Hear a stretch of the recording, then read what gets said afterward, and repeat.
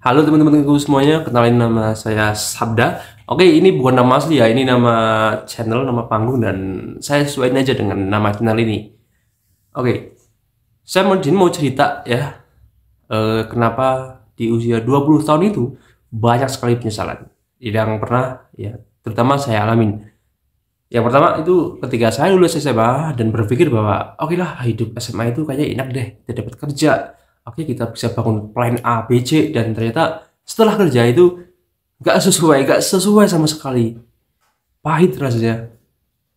Yang dimana gaji udah dikit. Oke, di sebuah kota saya yang terletak di Jawa Tengah ini, gaji itu masih di bawah angka 2 jutaan lah.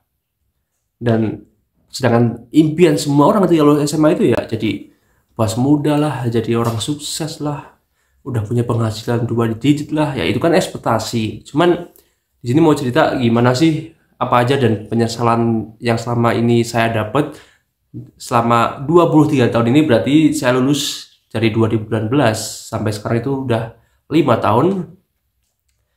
Yang pertama, ketika saya lulus SMA itu saya bekerja di sebuah toko aksesoris dan mendapat gaji kalau nggak salah itu 29.000 per hari.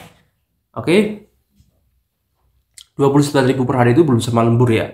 Kalau lembur itu berapa? 7.500 per jamnya. Nah, pokoknya itu di gross itu gaji itu 2 kali per bulan. Dan setiap gajian itu mendapat berapa ya? 1 juta.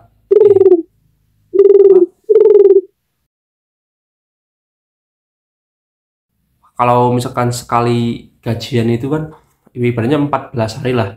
14 hari itu sekitar 600-an kalau nggak salah. Ya sekitar segitulah, 600-an. Jadi sangat sedikit. Dan di mana? Oke, setelah dari situ bertahan selama 6 bulan, resign, bekerja di sebuah restoran. Nah, di sebuah restoran ini saya mempunyai cicilan motor yang notabene itu 1 bulan itu 700.000 lah, dan gaji pokoknya itu 900.000. 900 itu gaji pokoknya belum sama lembur. Nah, sebuah resto ini kan terletak di eh, Garung lah, buat objek wisata, jadi banyak sekali orang transit itu malam-malam. Nah, kita mulai bookingan lembur itu kadang dari jam 2 sampai jam 2 pagi ya, 2 pagi sampai jam 8 malam, itu kadang sering malahan. Nah, itu hitungnya per jamnya itu 5.000. Biasanya itu saya mendapat rata-rata gaji itu sekitar 14, ya 1.400 lah katakanlah. Oke, 700 buat angsuran motor dan ya 400 buat kebutuhan lain-lain. Kalau misalkan lagi sepi ya pengen dapat uang 1.200.000, 300, itu tergolong kecil karena kebutuhan anak muda itu kan banyak ya. Meskipun saya nggak ngerokok, cuman kan kalau orang yang nggak rokok itu pasti jajan, itu pasti. Dan setelah itu ada hal yang nggak terduga, yaitu COVID-19. Oke, COVID-19 itu masuk di tahun 2020 awal, tepatnya di bulan Maret.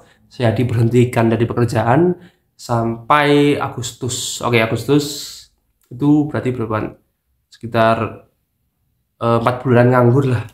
Cicilan masih jalan, behel masih jalan. Lalu saya jual tuh apa-apa yang punya, saya jualin semuanya, termasuk akun YouTube. Akun YouTube dulu saya punya sekitar 6.000 subscriber dan masih perjalanan monet, dan udah monet tinggal ngajuin, jual laku 4.500.000. Tapi ketipu. Setelah berlalu, habis lebaran, tepatnya bulan kemarin, Juni, resto itu tutup Pak, Bu, tutup, akhirnya pindahlah, tutup, ya kan, tutup, tabungan nggak ada karena udah buat beli HP baru ini. Seolah-olah tuh, kenapa sih hidup kok nggak sesuai ada yang direncanain, itu satu aja yang sesuai rencana itu nggak ada. Nah, makanya saya iseng-iseng, oke, ketemu deh buku yang namanya Filosofi Stoicisme. Nah, buku Filosofi Stoicisme ini mengatakan bahwa apapun yang bukan dikendali kita itu nggak usah dipikirin, oke, berusaha untuk istilah Jawanya itu legowo. Nah intinya gitu. Pokoknya itu kita harus fokus sama yang bisa dikendaliin ya, termasuk takdir tadi. Kita udah berusaha semaksimal mungkin untuk masuk ke sebuah angkatan, tapi ya namanya bukan kita yang ngendaliin kan, kita wajibnya cuma berusaha. Gagal ya udah nggak apa-apa gitu kan, ikhlas saja udah, jadikan sebuah pengalaman. Nah disinilah awal saya menemukan jadi diri saya. Ternyata setelah dipikir-pikir saya nggak cocok jadi baker, kerja di resto, jadi di TNI itu nggak cocok. Saya cocoknya itu menjadi sebuah konten kreator. Dan di sini itu bulan ini itu kenapa saya masih merasa menjadi orang gagal itu sama kayak dulu. Itu ketika saya daftar di sebuah perusahaan yang enggak ya bukan buah ya. Ketika saya mendaftar di sebuah perusahaan yang membutuhkan konten kreator, saya selalu ditolak. Oke.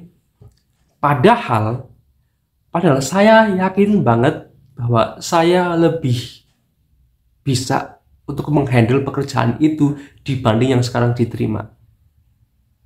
Ya oke lah, itu kan persepsi, cuman ya mau gimana lagi, itu kan bukan dikendaliin, bukan di bawah kendali. Jadi tetap ya stoicism itu relate banget sama hidup.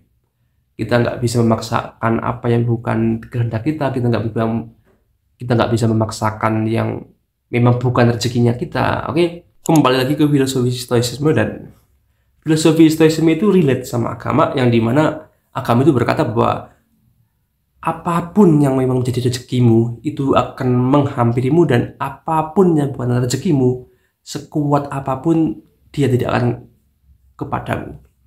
Nah itu relate banget. Makanya sekarang daripada pusing-pusing mikirin kenapa sih saya menjadi orang gagal, lebih baik fokus saja jalanin hidup, fokus terus kita saling perbaiki diri, yang dimana hidup itu adalah sekumpulan masalah yang dari masalah A ke masalah yang lain.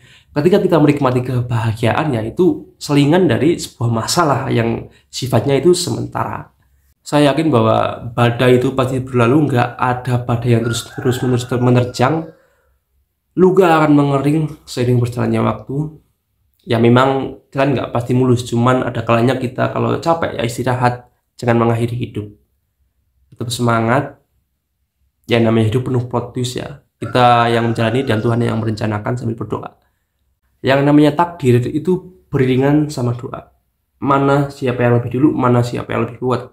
Ketika takdir itu lebih kuat daripada doa, ya menang takdir. Cuman ketika doa lebih kuat daripada takdir, ya itu doa kalian mungkin dapat diijabah. Sekian cerita ngasal dari saya, dan sampai jumpa di konten selanjutnya.